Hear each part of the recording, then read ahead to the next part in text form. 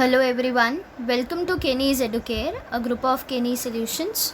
Today we will be starting with lesson number 16, which is heredity and variation.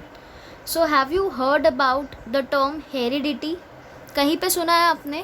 See, I know you have heard this in Hindi, but in English I don't think so you might be aware of this word. Okay, heredity क्या होता है? You might have heard hearing from your grandma. वो बोलती है आपको कि you look exactly like your mother और the work you do is exactly like your father, right? इसको ही हम क्या बोलते हैं इन इंग्लिश और in scientific word, if you express this it will be called as heredity. Okay, so how can you define the term heredity in scientific language? So you can say whatever characteristics you have got from your parents, it is called as heredity. So you can define it as transfer of characteristics from parents to the offspring. Now who is the offspring? You are the child of your parent, right? तो the child जो होता है it is called as offspring. Okay, तो जो भी characters हमें हमारे parents से मिले हैं, the colour, the height, okay, so this all things are the hereditary characters. Okay, so in this lesson I hope you have understood what we are going to study. Okay, then variation क्या होता है? This you will come to know by seeing the two questions which are asked in your textbook. First is, do all the boys and girls of your class look alike? Right? Do you all look same or you all are different? You all are different, right? And that is the reason we can identify each and every individual, because we don't look similar. Except the cases जहाँ पे twins होते हैं, there we face some problem identifying them, right? See, like our fingerprint, every individual is also different. Okay, you know ना, सबका fingerprint अलग होता है, and same way सब जो होते हैं they also look different.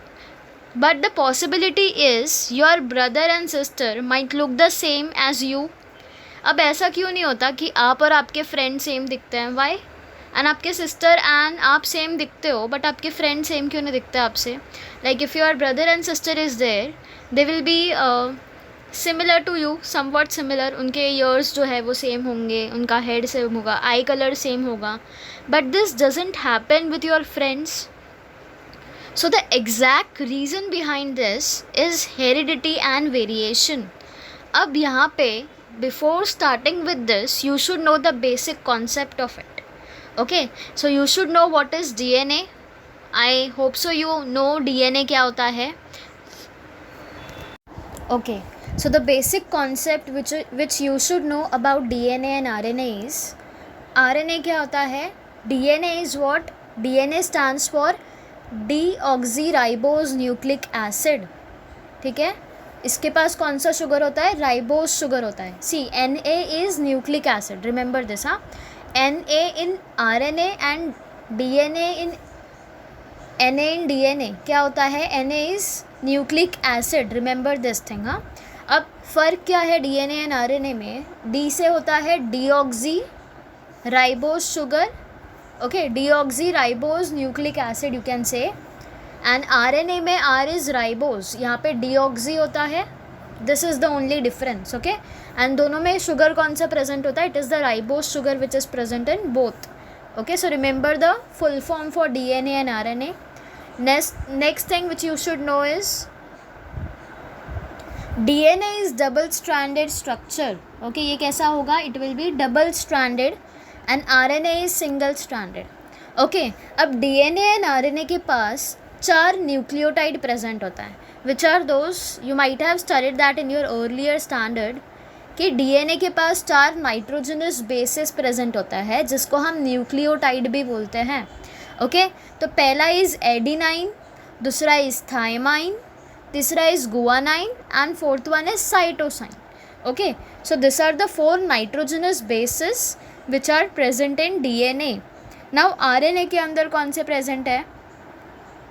C, RNA के पास एडिनाइन है, यूरासिल है, गुआनिन है एंड साइटोसिन है.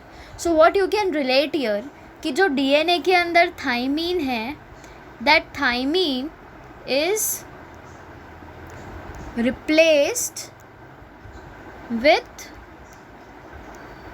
uracil in RNA. Okay, so this is one of the major difference between DNA and RNA. Always remember one thing, DNA के अंदर होता है ATGC. A is adenine, T is thymine, G is guanine, C is cytosine. And adenine and thymine के बीच में double bond present होगा and guanine and cytosine के बीच में ट्रिपल बॉन्ड प्रेजेंट होगा. This is the case for DNA. Okay, RNA के अंदर क्या होता है, एडिनाइन. आई टोल्ड यू कि डीएनए के अंदर जो थाइमीन होता है it is replaced with uracil. तो आरएनए में AUGC होता है. ओके, एंड AU के बीच में डबल बॉन्ड होगा एंड GC के बीच में ट्रिपल बॉन्ड होगा. Okay, remember this thing. Then remember one more thing कि जो DNA एंड RNA होता है वो कहाँ पे प्रेजेंट होते हैं. Okay, see our human body is made up of cell, right. अब सेल के अंदर क्या होता है, सेल के अंदर होता है न्यूक्लियस. ओके, न्यूक्लियस के अंदर क्या होता है, न्यूक्लियस के अंदर होता है क्रोमोसोम. ओके, न्यूक्लियस के अंदर है क्रोमोसोम. अब ये क्रोमोसोम के अंदर होता है डीएनए एंड डीएनए के अंदर होता है genes. So you know what, जो हमारा आई कलर है, हमारा हेयर कलर है, हमारा स्किन कलर है, हमारी हाइट है, वो किस पे डिपेंड करता है. इन सारी चीज़ों की इंफॉर्मेशन हमारे बॉडी में किसके पास होती है, it is present in the genes. Okay, you can also write कि it is present in the DNA because DNA के स्ट्रक्चर के अंदर ही ये जीन्स प्रेजेंट होते हैं जिसके पास सारा इन्फॉर्मेशन होता है हमारे बॉडी का. प्रोटीन सिंथेसिस करनी है कि नहीं, ब्लड का सर्कुलेशन कैसा हो रहा है, आई का कलर कैसा है, हाइट कैसी है, कुछ म्यूटेशन हो रहा है क्या, कुछ चेंजेस हो रहे हैं क्या सेल में. दिस ऑल थिंग, इन सब चीज़ों की इंफॉर्मेशन किसके पास होगी, डीएनए के पास. एंड डीएनए में किसके पास होगी, जीन्स के पास. Okay, so this is the most important flow chart which you should remember. Human body cell से बनी है, सेल के अंदर न्यूक्लियस होता है, न्यूक्लियस के अंदर क्रोमोसोम होता है, क्रोमोसोम के अंदर डीएनए एंड डीएनए के अंदर जीन्स होता है which is responsible for the heredity and variation. I told you heredity क्या है, transfer of characters from parents to offspring, right.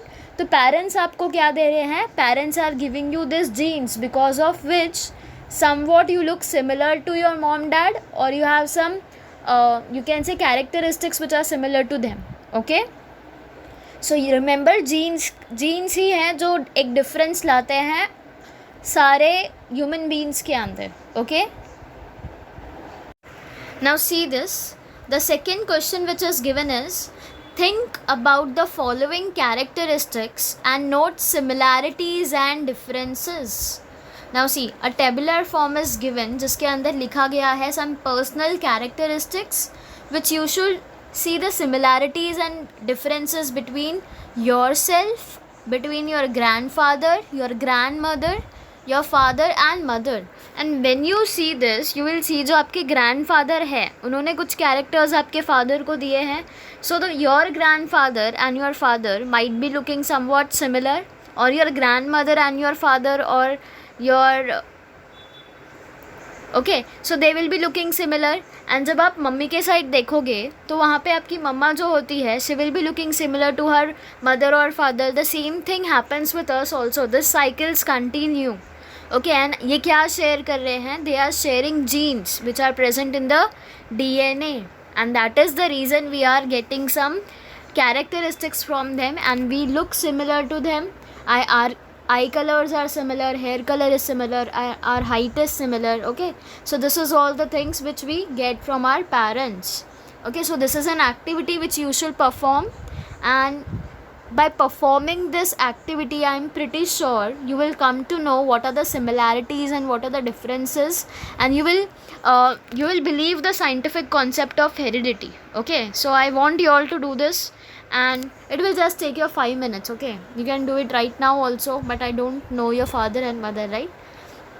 So if I compare, if I do it for myself, what I'll write, you know, See, my color of the skin matches with my mother, and my mother's color of skin was matching with my grandfather. Okay, my shape of, I can take here also.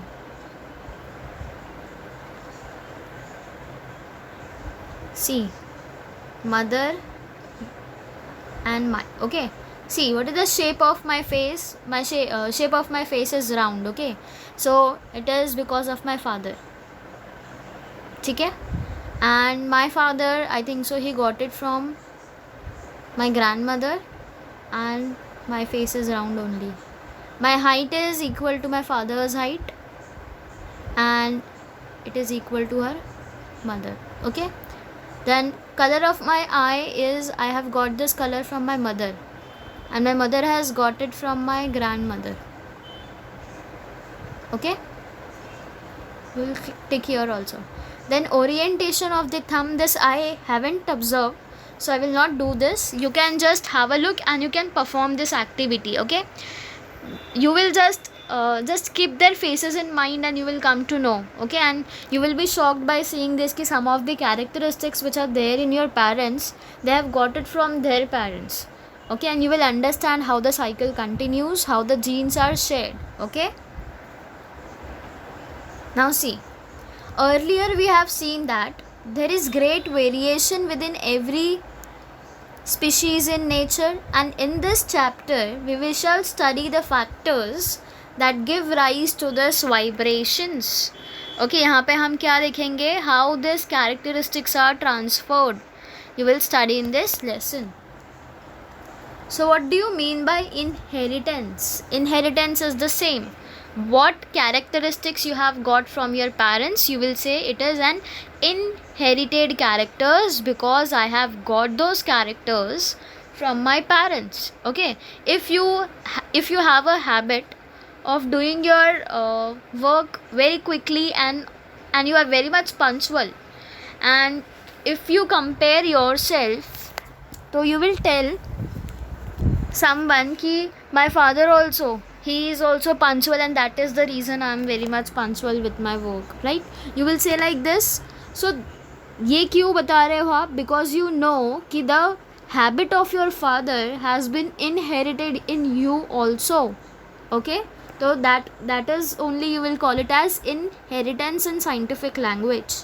Okay, see, the branch of biology which studies the transfer of characteristics of organism, मतलब अब biology का ऐसा branch जो characteristics कैसे transfer हो रहे हैं from one generation to the other, इस पे स्टडी करेगा. एंड वो बायोलॉजी जो है वो किस पे स्टडी करेंगे? आई टोल्ड यू, सारे इन्फॉर्मेशन कहाँ पे होते हैं? It is present in the genes which in the DNA, right? तो ये बायोलॉजी का जो ब्रांच है, they will be just studying on gene, and इस जीन्स पे स्टडी करके they will come to know कि कौन से characteristics are getting transferred from one generation to another. And इसको, ये सब्जेक्ट को हम क्या बोलते हैं? Genetics. Okay, so when you go in high standards, okay, you will come to know कि there is bachelor's in genetics.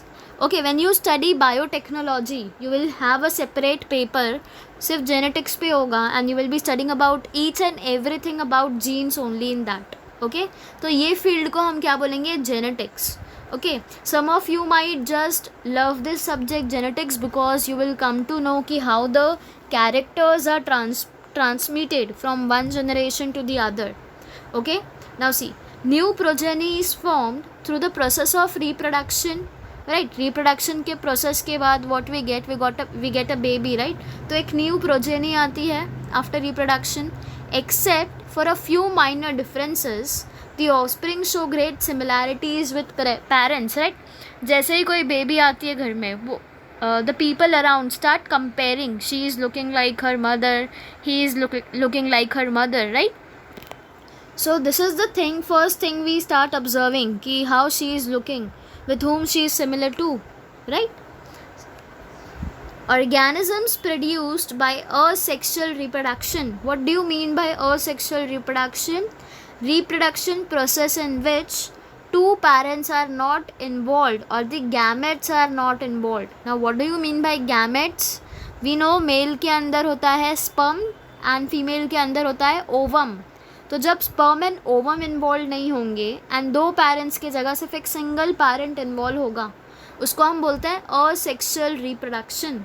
तो ऐसे ऑर्गेनिजम्स जिनके अंदर ये असेक्सुअल रिप्रोडक्शन होता है, उनके अंदर बहुत थोड़ी सी आपको वेरिएशन देखने मिलेगा. बिकॉज क्यों ये वेरिएशन देखने मिलेगा? बहुत थोड़ा सा variation. When you study about sexual reproduction, वहाँ पे दो इंडिविजुअल इन्वॉल्व होते हैं, राइट. तो वहाँ पे जो चाइल्ड होगा उसके पास आधे मदर के कैरेक्टरिस्टिक आएंगे, आधे फादर के कैरेक्टरिस्टिक आएंगे. But when you study about asexual reproduction, यहाँ पे तो सिर्फ एक ही पेरेंट्स इन्वॉल्व है. इसका मतलब क्या है? उसका ही जीन उस चाइल्ड के अंदर जाने वाला है, ऑर्गेनिज्म के अंदर जाने वाला है. सो आपको उस ऑर्गेनिज्म के अंदर ज़्यादा वेरिएशन, मतलब ज़्यादा डिफरेंस देखने नहीं मिलेगा. They will look similar. Okay. However, offspring produced through sexual reproduction, they show comparatively greater variation. Why this variation? Because वो genes है. See, I'll show you one thing. Suppose this is your grandmother, your grandfather. Okay? Grandmother and grandfather से कौन आया? Suppose your father.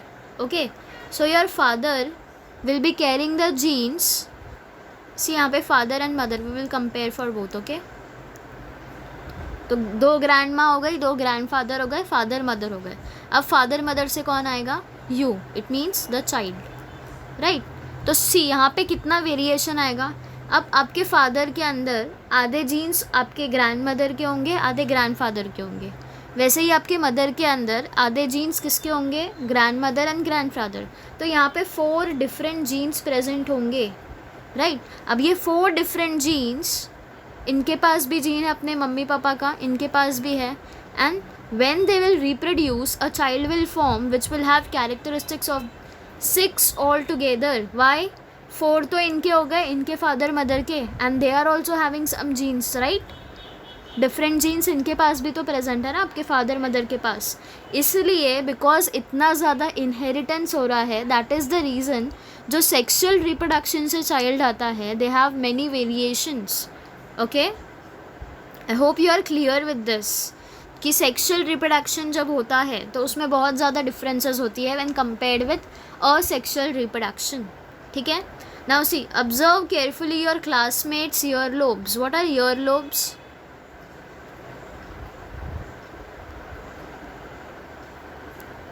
See, if you can see here, these are the earlobes. So you can see there are 2 types of earlobes. एक को हम बोलेंगे dominant type and एक को हम बोलेंगे recessive type.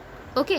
तो see, किनका earlobes कुछ लोगों का जो है वो face से attached होता है. Okay? So if you see my earlobe is attached to my face itself. And ये आप देखोगे ये बहुत ज़्यादा common है. But this is not common. Okay? Because I am recessive. Okay. इसलिए मेरा ईयरलोब जो है वो फेस से अटैच्ड है एंड ये होता है डोमिनेंट लोगों का. Okay. Then my face structure is like this and आप देखोगे कुछ लोगों का फेस स्ट्रक्चर ऐसा होता है, right. And there is also difference between nose and lips, right. Facial feature है ये. And if you see this hair line, जिनका ईयरलोब ऐसा होगा ना उनका हेड ऐसा होता है. ओके. एंड जिनका ईयरलोब ऐसा होता है उनका हेड ऐसा होता है. So these are some differences which are observed in the facial. These are the facial differences. Okay, so you can also observe your earlobes. Now since you are at home, यहाँ पे आप अपने घर में अपने neighbors का earlobes you can observe and you will find this 2 different types of earlobes which are present. Okay, now see, irrespective of all of us being humans, what difference do you notice in our skin color? Now our society, some of the people have the habit of differentiating people on the basis of skin color, which is absolutely very wrong. We should not do that because they are also human beings, right? तो हमें वो नहीं करना चाहिए. But why do you think कि skin color के अंदर differences कैसे आते हैं and क्यों आते हैं? See, one reason here is melanin pigment is present in your skin. Okay, melanin,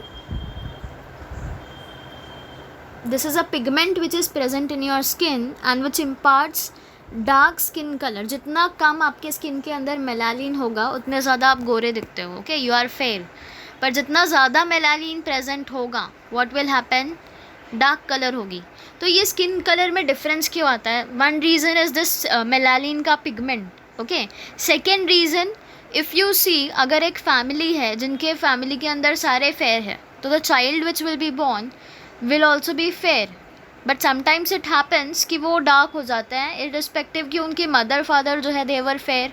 तो यहाँ पे क्या होता है, हमारे एंसेस्टर्स होता है ना, उनका स्किन कलर भी आ जाता है because of the genes, because we don't know कि किसका जीन्स आ रहा है हमारे अंदर, राइट। द जीन्स, अभी हमारे फादर मदर के पास भी तो जीन्स थे ना, from their grandfather grand mother, फिर ग्रैंडफादर ग्रैंड मदर के अंदर भी तो उनके पेरेंट्स के जीन थे। तो यहाँ पे पूरा एंसेस्ट्री आ जाता है and we do not know the reason. तो remember, one reason of the difference in the skin colour is melanin pigment. Second reason is the transmitted characters which you have got from your parents.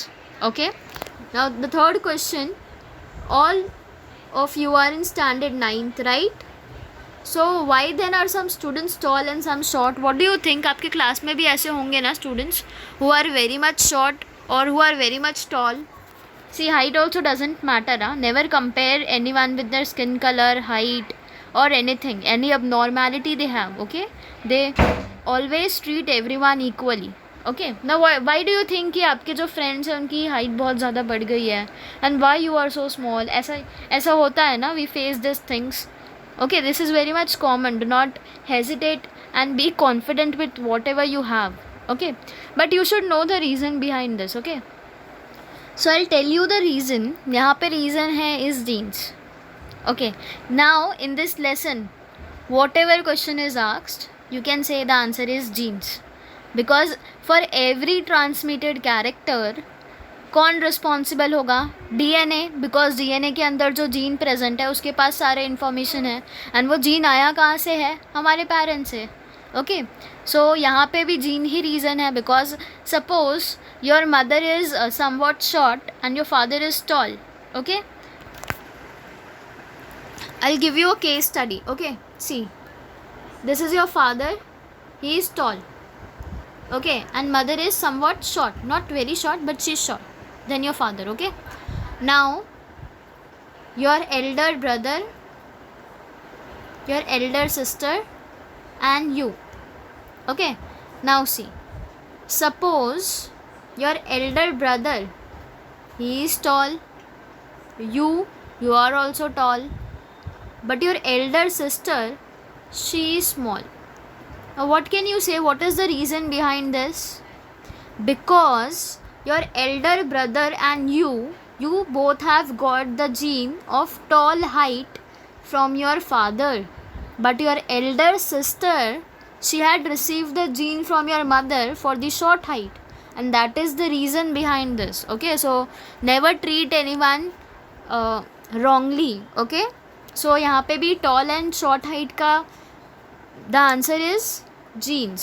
Okay, because she have received the gene from her mother and her mother had the genes of short height. Okay, now see how you will define heredity. Heredity is the transfer of characteristics, मतलब parents से जो आपको characteristics मिलते हैं उसको ही हम क्या बोलते हैं? heredity. Okay, now it is due to heredity that puppies are similar to dogs, squabs are similar to pigeons and infants are similar to humans, because puppies can't give birth to humans ना. heredity है and it is the reason कि puppy dog जो होते हैं उनको puppies होती है, squabs जो होते हैं they look similar to pigeon, and हम infants मतलब what? newborn baby, जो newborn baby होता है they are similar to humans. आपने देखा है कि कभी कि monkey है and उसने एक child को birth दिया है? नहीं ना. या किसी ह्यूमन बीइंग ने मंकी को बर्थ दिया है? why this is not happening? It is because of heredity, because we are transferring characters. Okay, now see, inherited traits and how the traits are expressed. Okay, so I have one question for you. How do specific traits or characteristics appear in organism? आपको क्या लगता है कि कोई भी organism के अंदर कोई भी कैरेक्टरिस्टिक्स और ट्राइट्स क्यों आते हैं, what is the reason behind this? See, though there are many differences between parents and their offspring, see, there are some differences between the parent and offspring, but they have similarities also, which is not much possible with asexual reproduction, right? So there are some differences too and there are some similarities also, and in similarities and differences के जो effects हैं, this all are the effects of heredity. Similarities and differences क्यों है हम में? Because of heredity. Okay, so let us study the mechanism of heredity, how it works. See, information necessary for protein synthesis in the cell is stored in the DNA. Now I told you DNA के अंदर gene है, right? तो you will not write genes directly, you will write DNA. तो ठीक है, तो protein synthesis करने का इंफॉर्मेशन किसके पास है? It is stored in the DNA. Okay, now this segment of DNA जिसके पास सारा इंफॉर्मेशन है प्रोटीन का, उस सेगमेंट को हम क्या बोलेंगे? Gene. See, I will show you. DNA is double stranded, right? तो डीएनए ऐसा होगा, and suppose this is the segment of DNA. Just a moment.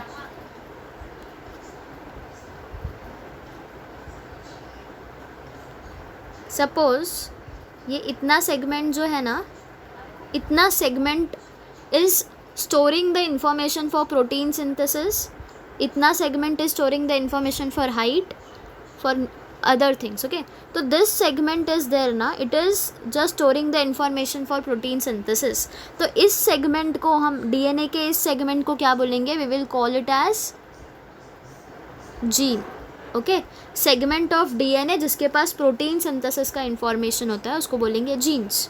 Okay, now it is necessary to know the relationship of this protein with the characteristic of the organism. Now what does this statement mean is, यहाँ पे you should be very much clear कि जो protein है and जो organism के अंदर जो भी कैरेक्टरिस्टिक्स है, तो वो प्रोटीन एंड कैरेक्टरिस्टिक के बीच में रिलेशनशिप क्या होगा, how they are going to use up this protein. Okay,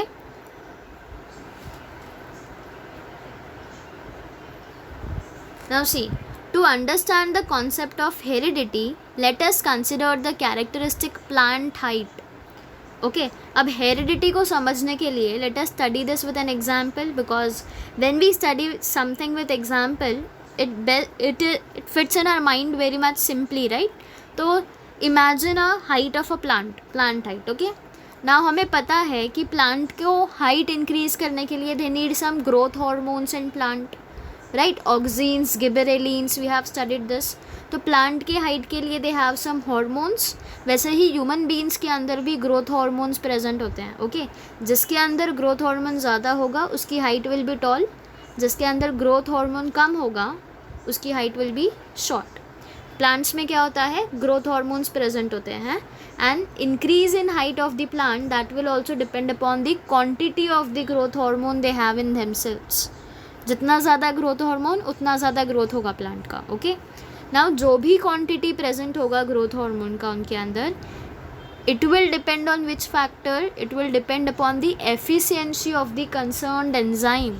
ठीक है, जो भी एंजाइम उनके अंदर प्रेजेंट होगा वो एंजाइम कितना फास्ट अपना रिएक्शन स्पीड अप कर सकता है, उस पर डिपेंड करेगा कि उसके अंदर कितना ग्रोथ हार्मोन का क्वांटिटी है. बिकॉज एंजाइम जैसे जैसे अपना काम करेगा वैसे वैसे क्या होगा? ग्रोथ हार्मोन का प्रोडक्शन इंक्रीज होगा. ओके, नाउ सी, एफिशिएंट एंजाइम, अगर एफिशिएंट एंजाइम है वो अपना काम कर सकता है, तो व्हाट विल हैपन? वो बहुत ज़्यादा क्वांटिटी में हार्मोन्स को रिलीज़ करेगा, जिसके वजह से क्या होगा? प्लांट की हाइट इंक्रीज हो जाएगी. एंड अगर एंजाइम्स लेस एफिशिएंट हैं, वो अपना काम खुद से नहीं कर पा रहे हैं, या they are taking much time for this, what will happen? वो थोड़े अमाउंट में ही ग्रोथ हार्मोन रिलीज़ कर पाएंगे, because of which the plant will not be able to grow. Okay, so I hope you have understood the concept of heredity. अब heredity में जब आपने plant height पढ़ी, यू सॉ कि यहाँ पे ग्रोथ हार्मोन का मैटर था. तो जितना जल्दी एंजाइम अगर एफिशिएंट है, वो अपना काम फटाफट टाइम पे कर रहा है, तो वो क्वांटिटी में प्लांट को ग्रोथ हार्मोन देगा and plant will grow taller. अगर एंजाइम सफिशिएंट नहीं है तो plant will take time, and इसलिए ग्रोथ हार्मोन की क्वांटिटी जो है वो कम होगी and they will not grow much. Okay, now see, अभी मैंने आपको बोला था हमारा जो ह्यूमन बॉडी है it is made up of cell, right. Cell से बना हुआ है. सेल के अंदर न्यूक्लियस होता है, न्यूक्लियस के अंदर क्रोमोसोम होता है, क्रोमोसोम के अंदर डीएनए एंड देन डीएनए के अंदर जीन्स प्रेजेंट होते हैं, right. So I hope you are clear with today's concept. We will start with chromosome in the next lecture, but before that we will just summarize what we have studied today. Okay, now how you will define genetics. I told you in the starting कि the branch of biology जो study करता है how the characteristics are transferred from one generation to another, and ये कौन से basis पे करता है, via genes. इस फील्ड को हम क्या बोलते हैं, इस ब्रांच ऑफ बायोलॉजी को we call it as genetics. Okay, now how you will define heredity. It is very much simple, right, we have studied it. तो हेरिडिटी को आप डिफाइन कैसे करोगे, transfer of characteristics from the parents to the offspring is called as heredity.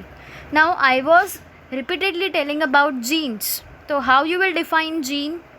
सी, एक DNA का segment I ड्रॉड that, right. मैंने एक DNA बनाया था.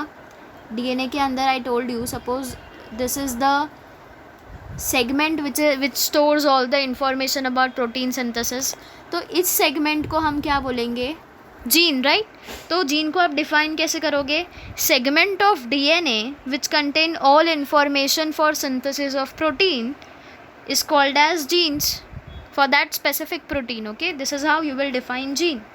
Now chromosome we will study in the next lecture. Okay, and I also told you about DNA and RNA. So remember, DNA stands for deoxyribose nucleic acid and RNA stands for ribonucleic acid.